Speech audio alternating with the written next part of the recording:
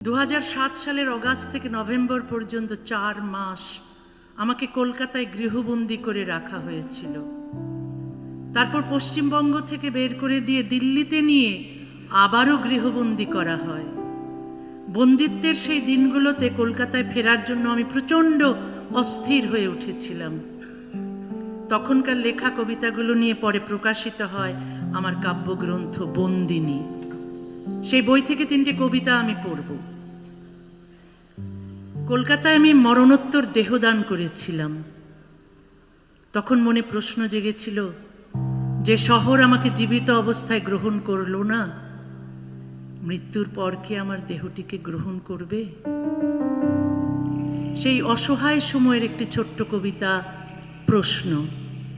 আজ প্রায় 19 বছর পর কলকাতার মাটিতে দাঁড়িয়ে কবিতাটি পড়তে পারছি। এটিই হয়তো সেই প্রশ্নের উত্তর।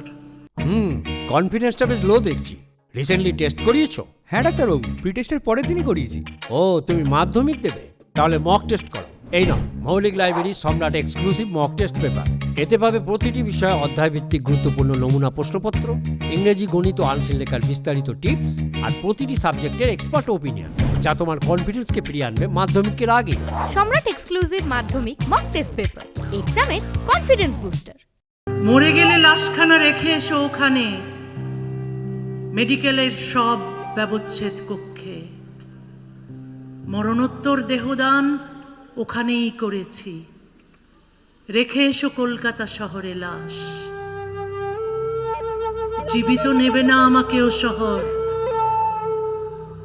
মরলে নেবে তো প্রিয় কলকাতা।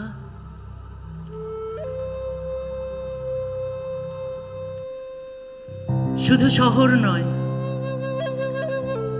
রডন স্ট্রিটে আমার ফেলে আসা বাড়িটির কথাও সারাক্ষণ মনে পড়ত। ফিরে যেতে চাইতাম বাড়িটিতে। বাড়িটি শুধু আমার বাড়ি ছিল না, আরো বেশি কিছু ছিল। কবিতার নাম আমার কলকাতার বাড়ি।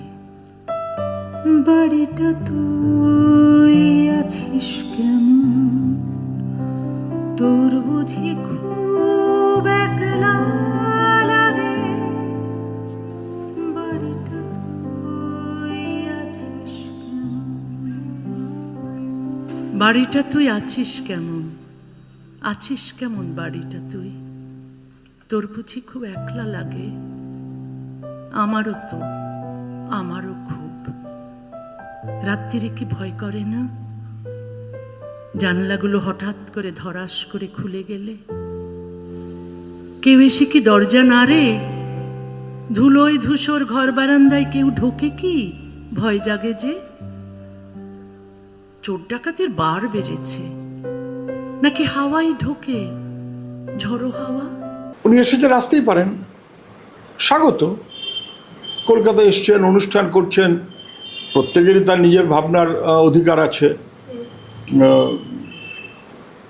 যেহেতু উনি বিদেশের নাগরিক, উনি আসবেন কিনা, ভিসা দেয়া হবে কিনা কেন্দ্রীয় সরকার ঠিক করে।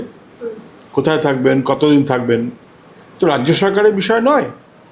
তৎকালীন সময়ে কেন্দ্রের যে সরকার, তারা গণ্ডগোলের পরিপ্রেক্ষিতে খবরাখবর পেয়ে তারাই রাজ্য সরকারের সঙ্গে যোগাযোগ করেন এবং উদ্বিগ্ন হন। একজন বিদেশি নাগরিক, লেখিকা, পরিচিত, তাদের উদ্বেগ, তার পরিপ্রেক্ষিতে তারা মনে করেছেন যে তার নিরাপত্তাটা অনেক জরুরি এবং তাকে কলকাতায় থাকার ব্যবস্থা কেন্দ্রীয় সরকার করেনি, বা করার মতন সুযোগ পায়নি, বা করতে পারেনি, বা করতে চায়নি, হোয়াটএভার ইট মে বি। আমাদের এই রাজ্যেরও শিল্পী, সাহিত্যিক, তাদের মধ্যেও ভিন্ন ভিন্ন মনোভাব ছিল। হাওয়েভার তাদের উপর তো নির্ভর করবে না, নির্ভর করবে কেন্দ্রীয় সরকারের উপর, রাজ্য সরকারের উপরও নির্ভর করবে না।